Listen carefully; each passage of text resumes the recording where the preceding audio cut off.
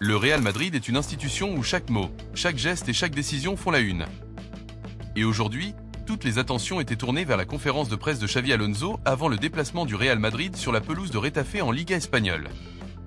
Mais avant de te révéler tout ce qui s'est dit, n'oublie pas, si tu es un vrai supporter du Real Madrid, abonne-toi dès maintenant, active la cloche pour ne rien rater des prochaines infos exclusives et laisse ton pronostic dans les commentaires pour le match face à Retafe. Commençons par cette atmosphère particulière. Devant les caméras, Xavi Alonso est apparu concentré, posé, mais aussi lucide sur les défis qui attendent son équipe. Le Real Madrid, solide leader du championnat avec 21 points, veut continuer sa marche vers le titre. Mais Retafe, réputé pour être un adversaire rugueux et difficile à manœuvrer à domicile, représente un vrai test pour les hommes d'Alonso. Le coach madrilène le sait bien, à chaque déplacement au Coliseum, c'est la guerre des duels, l'intensité à son maximum et la nécessité de répondre physiquement. Lorsqu'on lui a demandé comment se sentait son groupe après la trêve internationale, Alonso a insisté sur un point. Tout le monde est revenu en forme, prêt à se battre, sauf un joueur encore en convalescence. L'entraîneur espagnol a tenu à saluer l'engagement de ses joueurs, tout en rappelant que ces retours successifs représentent aussi un défi de gestion. Après une pause internationale, la reprise du rythme de club demande précision, équilibre et prudence dans les rotations. Le sujet suivant a été explosif, le fameux match entre Barcelone et la Real Sociedad, prévu à Miami. Xavi Alonso a été très clair, sans détour. Pour lui, le football espagnol doit rester en Espagne. Il a déclaré que jouer un match officiel hors du territoire national est une erreur stratégique qui trahit l'esprit de la Liga. Selon lui, cela nuit à la compétition et brise l'équité sportive.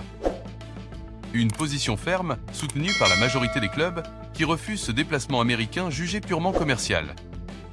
Les protestations sont légitimes, a-t-il ajouté. Elles montrent que nous voulons défendre notre football et le respect des supporters locaux. Puis le technicien madrilène s'est exprimé sur plusieurs cas individuels. D'abord, Raúl Asensio. Xavi Alonso a tenu à le féliciter pour sa progression spectaculaire ces dernières semaines. Le jeune défenseur, souvent critiqué par le passé, a su transformer cette pression en énergie positive. Raúl est en train de devenir un joueur clé, capable d'anticiper les actions adverses et d'apporter une solidité rare, a déclaré Alonso. Il apprend vite et s'adapte parfaitement à notre système, surtout quand nous jouons à 3 derrière. Autre bonne nouvelle, le retour de Ferland Mendy. Le coach n'a pas caché sa satisfaction. Ferland nous apporte une stabilité défensive et une flexibilité tactique importante. Avec lui, on peut repasser à 3 défenseurs, comme on l'a déjà fait par le passé. Un retour qui tombe à pic avant une série de matchs cruciaux. Mais la mauvaise nouvelle concerne Dani Ceballos. L'Espagnol, victime d'une nouvelle blessure, manquera la rencontre contre Retafe. Xavi Alonso, qui connaît bien son milieu de terrain, a tenu à souligner son implication. Dani a tout donné à l'entraînement, il a parfaitement exécuté les nouveaux rôles que je lui ai confiés, mais il doit désormais se reposer. Puis, le sujet qui a fait lever plusieurs sourcils, Rodrigo. Alonso a confirmé avoir suivi avec attention son match avec la sélection brésilienne. Rodrigo a joué dans une position très similaire à celle qu'Ancelotti lui donnait, et il l'a très bien fait contre la Corée. C'est une option que nous pourrions envisager dans le futur. Une phrase qui en dit long sur l'évolution tactique envisagée au Real Madrid. Et forcément, impossible de ne pas parler de Mbappé. Le coach madrilène a rassuré tout le monde, et Kylian va bien. Il s'est entraîné normalement et sera présent face à Retafe. Une déclaration qui a immédiatement déclenché une vague d'enthousiasme chez les fans. Interrogé ensuite sur les récentes déclarations de Vicente Del Bosque, l'ancien entraîneur mythique du Real Madrid et de la Roja, Alonso a répondu avec un profond respect. J'admire Vicente. Il incarne la sagesse et la patience. Être entraîneur du Real Madrid, c'est savoir gérer la pression et la passion. J'écoute toujours ce qu'il dit. À propos de la concurrence entre Endrick et Gonzalo Garcia, le coach a été catégorique. Il ne pense pas à des départs. Ce sont 2 jeunes joueurs pleins de talent, et ils sont prêts à se battre pour leur place. La concurrence est forte, mais elle est saine. Nous verrons ce qui se passera dans les prochaines semaines. Enfin, une mention spéciale à Jude Bellingham, qui revient après une longue convalescence à cause de son épaule. Xavi Alonso a tenu à rappeler l'importance du milieu anglais dans le système madrilène.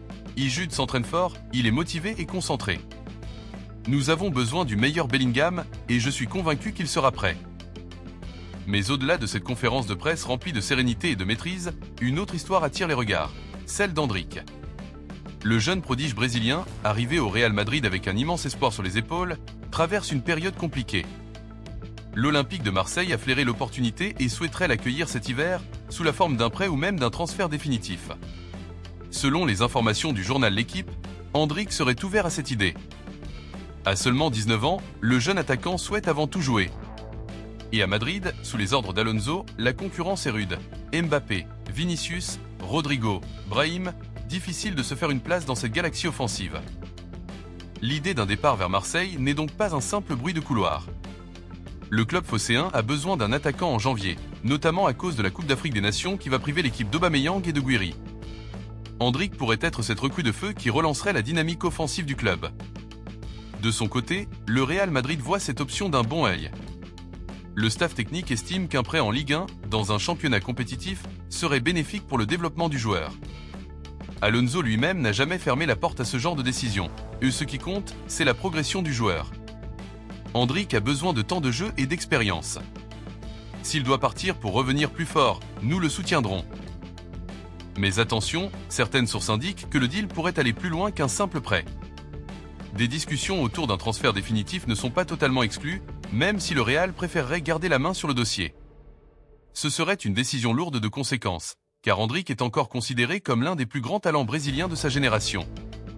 Pour Endrick, ce choix est avant tout une question de carrière et de continuité. Rester sur le banc du Real Madrid met en péril sa progression, mais aussi sa place dans la sélection brésilienne à l'approche de la Coupe du Monde. En rejoignant Marseille, il pourrait retrouver du rythme, du plaisir et prouver à tous que son talent n'a rien perdu de sa magie.